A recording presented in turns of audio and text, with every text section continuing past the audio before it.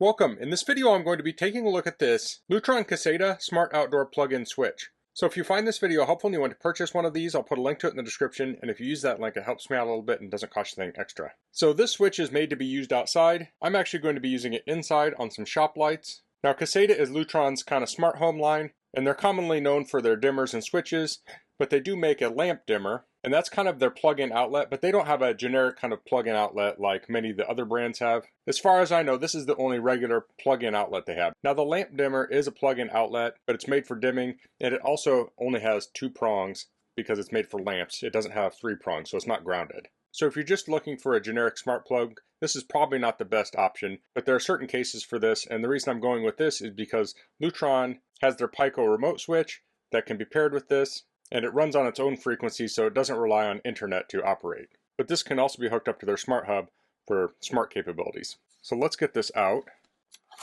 Now there's actually 2 versions of this, one that comes with a remote and one without, but I already have a remote.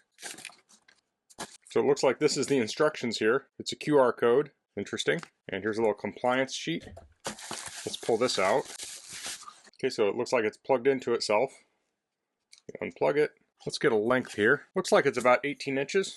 This box is around, looks like 2 5/16 wide at the widest, and maybe just a hair over 6 7/8. So this has a physical button here.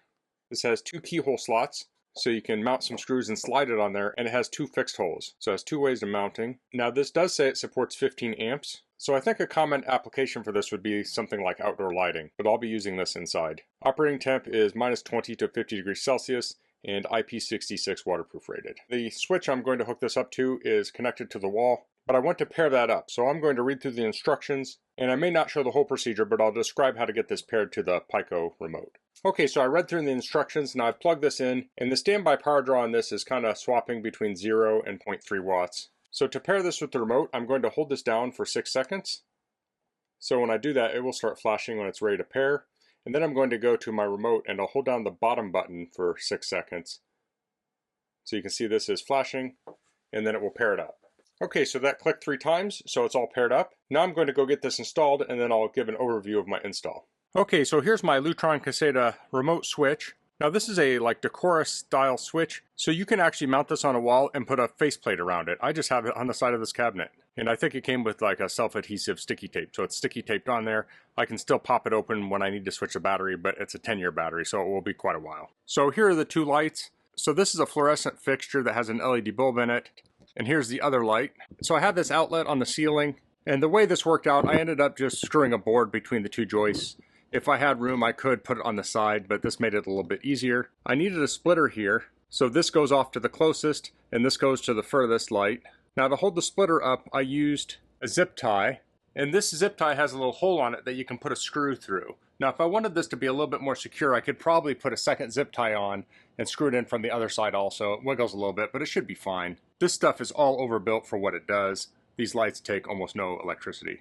Now at some point, if I upgrade the light, they'll likely be able to be chained together, so I'll plug one light into the switch, and then other lights will all plug into each other.